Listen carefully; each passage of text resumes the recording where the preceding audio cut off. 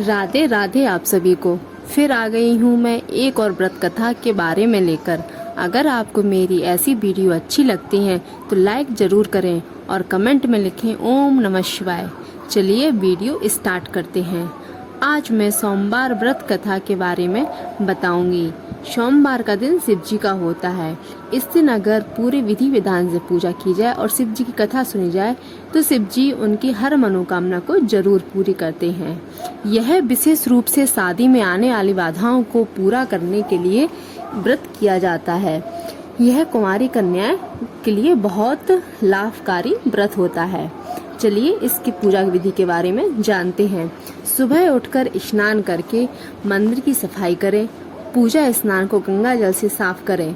फिर शिवलिंग की स्थापना करें। शिवलिंग का अभिषेक करें।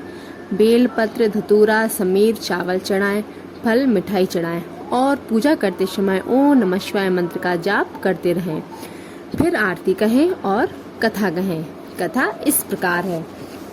प्राचीन समय की बात है। एक साहूकार रहता था। उसके घर में धन की कोई कमी नहीं थी, लेकिन उसकी कोई संतान नहीं थी। इसके कारण वह बहुत दुखी था।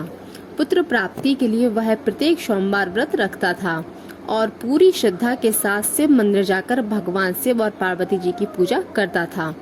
उसकी भक्ति देखकर एक दिन माँ पार्वती प्रसन्न हो गईं और भगवान शिव से उस साहूकार की मनोकामना पूर्ण करने का आग्रह किया। पार्वती जी की इच्छा सुनकर भगवान शिव ने कहा, हे पार्वती, इस संसार में हर प्राणी को उसके कर्मों का फल अवश्य मिलता है। जिसके भाग्य में जो हो उसे भोगना ही पड़ता है। लेकिन पार्वती जी ने साहूकार की भक्ति का मान रखने के लिए उसकी इच्छा पूर्ण करने की इच्छा जताई। माता पार्वती के आग्रह पर शिव जी ने साहूकार को पुत्र प्राप्ति का वरदान तो दिया, लेकिन साथ ही यह भी कहा कि उसके बालक की आयु केवल 12 वर्ष होगी। माता पार्वती और भगवान शिव की बातचीत को साहूकार सुन रहा था। उसे ना तो इस बात की खुशी हुई और ना ही दुख। वह पहले की भांति शिव जी की पूजा करता रहा। कुछ समय के बाद साहूकार के घर एक पुत्र का जन्म हुआ। जब वह बालक 11 वर्ष का हुआ तो उसे पढ़ने के लिए काशी भेज दिया। साहूकार ने पुत्र के मामा को बुलाकर उसे बहुत सारा धन दिया और कहा कि तुम इस बालक को काशी विद्या प्राप्ति के लिए ले जाओ और रास्ते में यज्ञ करते हुए जाना। जहाँ भी यज्ञ कराओ वहाँ ब्राह्मणों को भोजन कराते और दक्षिणा देते हुए जाना। दोनों मामा भांजे इसी तरह यज्ञ कराते और ब्राह्मणों को दान दक्षिणा देते काशी की ओर चल पड़े। रात में एक नगर पड़ा जहाँ नगर के राजा की कन्या का विवाह था, लेकिन जिस राजकुमार से उसका विवाह होने वाला था वह एक आंख से काना था। राजकुमार के पिता ने अपने पुत्र के काने होने की बात को छुपाने के लिए एक चाल सोची। साहूकार के पुत्र को देखकर उसके मन में एक विचार आया। उसने सोचा, क्यों ना इस लड़के से राजकुमारी का विवाह करा दूं। विवाह के बाद इसको धन देकर विदा कर दूंगा और राजकुमारी को अपने नगर ले जाऊंगा। लड़के को दूल्हे के वस्त्र पहनाकर राजकुमारी से विवाह कर दिया गया। लेकिन साहूकार का पुत्र ईमानदार था। उसे यह बात अच्छी नहीं लगी।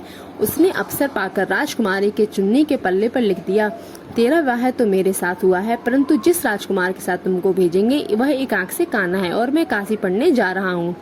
जब राजकुमारी ने अपनी चुन्नी पर ऐसा लिखा पाया तो उसने अपने माता पिता को यह बात बताई। राजा ने अपनी पुत्री को विदा नहीं किया, जिससे बारात वापस चली गई। दूसरी ओर साहूकार का लड़का और उसका मामा काशी पहुँचे।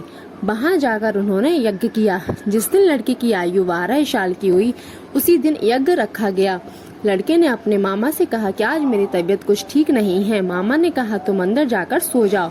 शिवजी के वरदान अनुसार कुछ ही देर में उस बालक के प्राण निकल गए। मृत भांज को देख उसके मामा ने विलाप शुरू किया। संयोगवश उसी समय शिवजी और माता पार्वती उधर से जा रहे थे। पार्वती ने भगवान से कहा, स्वामी, मुझे इसके रोने के स्वर सहन नहीं हो रहा है। आप इस व्यक्ति के कष्ट को अवश्य दूर करें। जब शिवजी मृत बालक के समीप गए तो वह बोले कि यह उसी साहूकार का पुत्र है जिसे मैंने 12 वर्ष की आयु का वरदान दिया। अब इसकी आयु पूरी हो चुकी है। लेकिन मातृ भाव से विभोर माता पार्वती ने कहा कि हे महादेव, आप इस बालक को और आयु देने की कृपा करें, अन्यथा इसके वियोग में इसके माता पिता तड़प तड़प कर मर जाएंगे। माता पार्वती के आग्रह पर भगवान शिव ने उस लड़के को जीवित होने का वरदान दिया। शिव जी की कृपा से लड़का जीवित हो गया। शिक्षा समाप्त करके लड़का मामा के साथ अपने नगर की ओर चल दिया। दोनों चलते हुए उसी नगर में पहुँचे जहाँ उसका विवाह हुआ था। उस नगर में भी उन्होंने यज्ञ का आयोजन किया। उस लड़के के ससुर ने उसको पहचान लिया, महल में ले जाकर उसकी खातिरदारी की, अपनी पुत्री को विदा किया। इधर साहूकार और उसकी पत्नी भूखे प्यासे रहकर बेटे की प्रतीक्षा कर रहे थे।